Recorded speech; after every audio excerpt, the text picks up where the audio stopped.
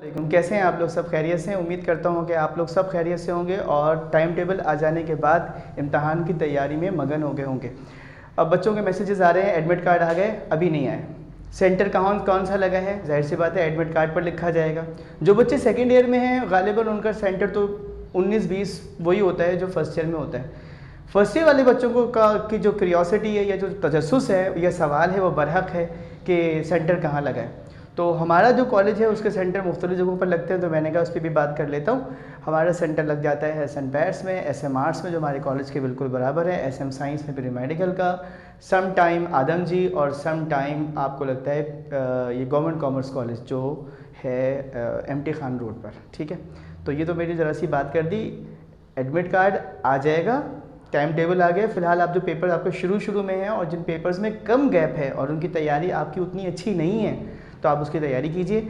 मेरा जो काम रह गया है, मेरे जो बच्चे हैं यहाँ पर असफद यार, अफरस याब और माज वगैरह, अदीन और वगैरह वगैरह, इन लोगों ने जान खाई हुई है कि जी इंग्लिश का कुछ इंपॉर्टेंट बता दें। तो खैर सरथर जो है वो दोस्ती निभाना जानते हैं, तो कोशिश करेंगे इंशाल्लाह एक आध दिन में आपको इंग्लिश का भी बता दें। दुआ मैं हमेशा करता हूँ, आप भी क्या कीजिए, सबके लिए, मेरे लिए भी, मैं आप सबके लिए करता हूँ कि अल्लाह ताला आप लोगों को कामयाबियों से नवाजता रहे। फर्स्ट ईयर केमिस्ट्री के आज वीडियो को बनाते हैं। इसमें 4 हमने आइंस एटम्स वगैरह लिखे। इसमें एक न्यूट्रल एटम भी है, 2 एनाइन है और एक कैटाइन है। इसकी इलेक्ट्रॉनिक कन्फिगरेशन करते हैं। तो सबसे पहले तो ये बताइए इलेक्ट्रॉनिक कन्फिगरेशन आपकी केमिस्ट्री के किस चैप्टर में है? तो अफरस ये आपका जवाब आ गया चैप्टर 2, वेरी गुड, शाबाश। और चैप्टर 2 में जो हमने पढ़ा था अफरसियाब, आपको याद होगा हमने उसको एक सीक्वेंस बनाई थी ना, 1s2 2s2 2p6 3s2 4s2 वगैरह वगैरह से, तो उस लिहाज से इसको फिल करेंगे। इलेक्ट्रॉनिक कन्फिगरेशन का मतलब होता है distribution of electron among the orbitals. S में 2 इलेक्ट्रॉन्स, P में 6 इलेक्ट्रॉन, D में 10 इलेक्ट्रॉन, F में 14 इलेक्ट्रॉन्स। ठीक है, 4 का इजाफा करते जाते हैं इसलिए कि ऑर्बिटल ही 4 हैं। S stands for spherical, P stands for principal, D stands for diffuse and F stands for fundamental।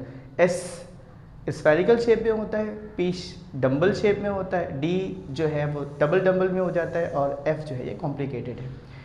तो मेरा ख्याल है चूँकि ये मैं एग्ज़ाम की बिल्कुल करीबुल करीब वीडियो बना रहा हूँ, तो मुझे अब आपको इतना तो आता होगा, आपने 9th और 10th में भी इलेक्ट्रॉनिक कन्फिगरेशन सीखी है, तो वो मैं ट्रायंगुलर सीरीज़ बनाकर सीक्वेंस नहीं बता रहा, मैं डायरेक्ट आपको ये बता देता हूँ कि ये सवाल जब पेपर में आता है, थैंक यू वेरी मच बेटा, ये सवाल जब पेपर में आता है तो इसमें कोई ना पहले प्रिंसिपल पूछते हैं, जैसे state Pauli's exclusion principle, state Hund's rule, state N+L rule, state aufbau rule, ये 4 रूल हैं, इनमें से कोई एक रूल आता है और उसके बाद आपको 3 एटम्स की इलेक्ट्रॉनिक कन्फिगरेशन करनी होती है। उनमें एक न्यूट्रल होता है, एक एनाइन होता है, एक कैटाइन होता है। जो कैटाइन होता है उसमें इलेक्ट्रॉन ऐड होता है और कितना ऐड होता है? जितना उस पर पॉजिटिव चार्ज है। जो एनाइन होता है उसमें से इलेक्ट्रॉन क्या होते हैं आपके पास? ऐड हो जाते हैं, जितना नेगेटिव चार्ज होता है। कैटाइन में सब्ट्रैक्ट करते हैं, प्लस आए तो सब्ट्रैक्ट करते हैं, माइनस आ जाए तो ऐड करते हैं। न्यूट्रल हो तो जितने इलेक्ट्रॉन हो उतने ही कर देते हैं।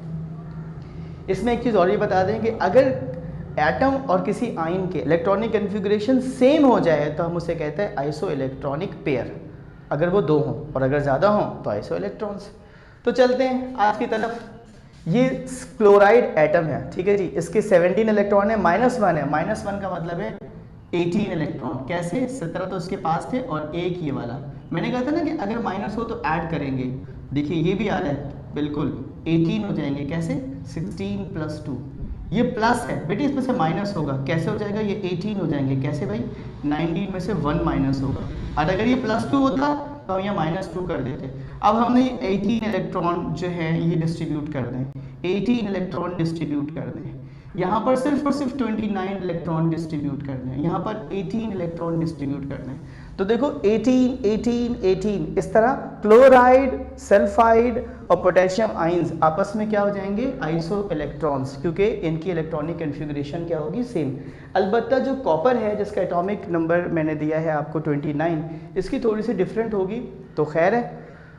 तो मैंने इस वीडियो के ज़रिए 3 शिकार किए हैं अमूमन। एक तो मैंने आपको एडमिट कार्ड के बारे में बता दिया और सेंटर्स के बारे में बता दिया। दूसरा मैंने इलेक्ट्रॉनिक कन्फिगरेशन बताया कि रूल ज़रूर आते हैं, कोई एक रूल आता है और उसके बाद इलेक्ट्रॉनिक कन्फिगरेशन आती है। اور تیسری بات یہ کہ اس میں میں نے الیکٹرانک کنفیگریشن کے ساتھ ساتھ آئسو الیکٹرانس کو بھی آپ کو ڈیفائن کر کے بتا دی. اب کر لیتے جناب کیسے 1s2 2s2 2p6 3s2 اور 3p6 یہ ہو گئے جناب 18 الیکٹرانس.